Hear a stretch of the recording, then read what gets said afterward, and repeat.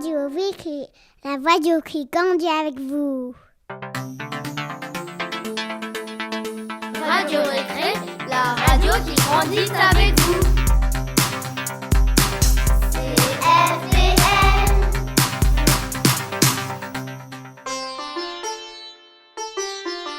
Bonjour monsieur, je m'appelle Noah et je suis en CM2. Nous savons que vous allez être le nouveau chef d'établissement du CFBL l'année prochaine. Pourriez-vous vous présenter pour Radio Récré ? Oui, bonjour. Donc bonjour les enfants, je suis ravi d'être avec vous cet après-midi pour cette petite rencontre et ce moment de Radio Récré. Donc je m'appelle Denis Bittmann. J'aime me présenter comme étant un Alsacien, donc quelqu'un qui vient de la région de Strasbourg. Et donc j'ai été instituteur, professeur des écoles, directeur d'école et maintenant chef d'établissement.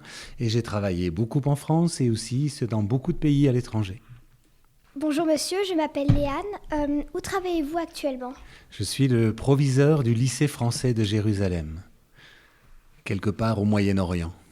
Merci. Mais tout le monde connaît, je pense. Oui.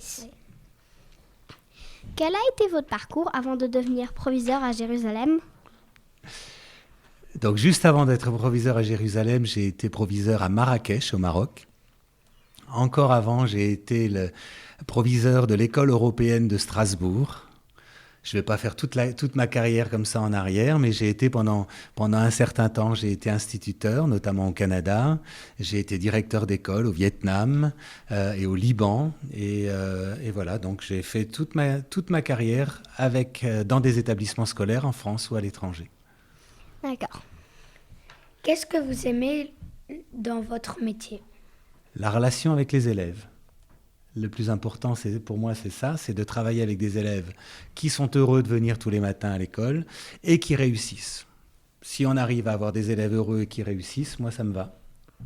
Merci. Alors, on sait que vous avez beaucoup voyagé.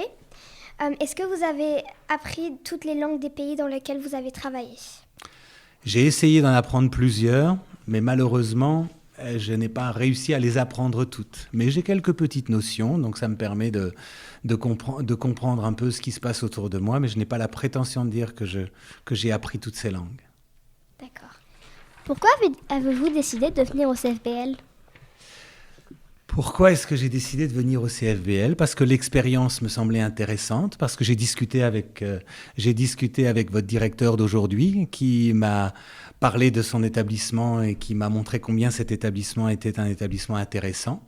Et donc, j'ai proposé mes services pour devenir le chef de cet établissement et essayer de faire continuer ou d'accompagner l'histoire, un petit moment, l'histoire de cet établissement. Merci monsieur. Quels sont vos projets pour le CFBL ? Quels sont mes projets ? Alors, quand on arrive dans un nouvel établissement, on arrive rarement avec des projets tout faits. Donc, la première chose qu'on fait, c'est qu'on écoute, on observe, on est attentif, on essaye de regarder, de porter un regard neuf sur ce qui se passe autour de soi.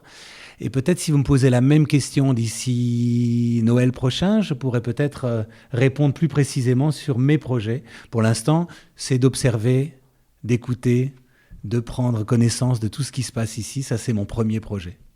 D'accord. Merci. Est-ce que vous connaissez déjà Londres et qu'est-ce que vous attendez de cette expérience ? Alors, est-ce que je connais déjà Londres ? Pas plus que ça. J'ai dû y venir une fois ou deux en vacances pour quelques jours. Donc, ce que j'attends de Londres ou de cette expérience plus que de Londres, c'est justement de découvrir quelque chose de neuf, parce que pour moi, j'ai plutôt travaillé assez loin de la France lorsque je travaillais. Donc là, je vais essayer de travailler dans un pays assez proche de la France, mais quand même très différent. Et donc, c'est cette expérience de vie pas très loin de Paris, où vivent mes enfants, et qui m'intéresse aujourd'hui. D'accord. Donc, vous parlez donc anglais ? Oui. D'accord. Et je parle aussi allemand. Allemand. Pourquoi avez-vous choisi de devenir proviseur et directeur d'école ? D'abord, j'étais instituteur. Donc, quand j'étais instituteur, j'étais comme tous les instituteurs que vous avez connus et les professeurs des écoles dans vos classes. Je m'occupais des classes durant toute la journée. Et à un moment donné, je me suis dit, il faut que j'en fasse un petit peu plus que ça. J'ai envie d'être davantage un acteur dans une école et donc travailler non seulement avec des enfants, mais travailler aussi avec les adultes de l'école. Et après, petit à petit, on découvre qu'on peut travailler avec les adultes de l'école, qu'on peut travailler avec des plus grosses écoles, qu'on peut travailler avec plus de monde. Et on y prend du plaisir et on avance comme ça. D'accord, merci.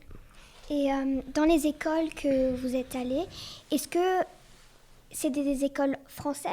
Oui, D'accord. Merci. toujours. Quelle culture vous a le plus touché dans les pays que vous avez visités?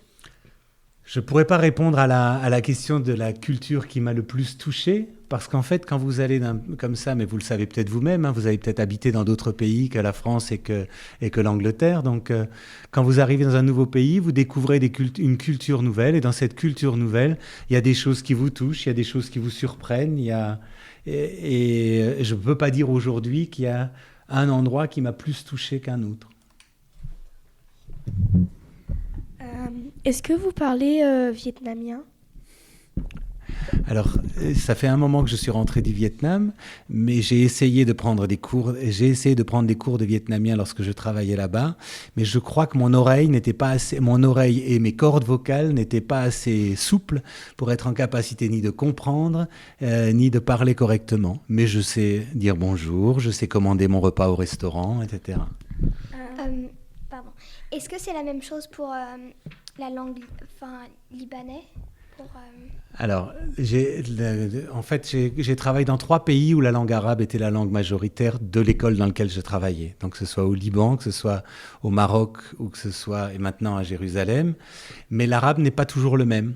Il y a un arabe littéraire qui est enseigné dans les salles de classe et il y a l'arabe du quotidien, l'arabe de tous les jours qu'on va parler. Et je ne dirais pas que c'est la même chose, mais quand on est un chef d'établissement, on travaille beaucoup. Je pense que M. Gabé, vous devez le voir travailler beaucoup aussi. Et donc, quand on a fini sa journée de travail, on n'a pas toujours le courage ni la force de reprendre des cours de langue. Et donc, je regrette un peu, mais je comprends un certain nombre de choses partout, mais je ne parle pas forcément toutes les langues des pays dans lesquels j'ai travaillé. Est-ce que vous parlez hébreu à Jérusalem ou... Alors, on parle hébreu à Jérusalem, bien sûr. Donc, mais dans l'école où je travaille, on va parler les familles, les écoles, les élèves, vont parler plus l'arabe que l'hébreu. Mais j'habite à Jérusalem et autour de moi, les gens parlent l'hébreu. Mais ils parlent beaucoup l'anglais à Jérusalem. Merci beaucoup, Monsieur Bittman, d'avoir répondu à nos questions. Et on vous dit à très bientôt. Merci, c'était un plaisir. Radio Récré, c'est Radio Récré. Radio Récré, la radio qui grandit avec vous. Radio Récré, la radio qui grandit avec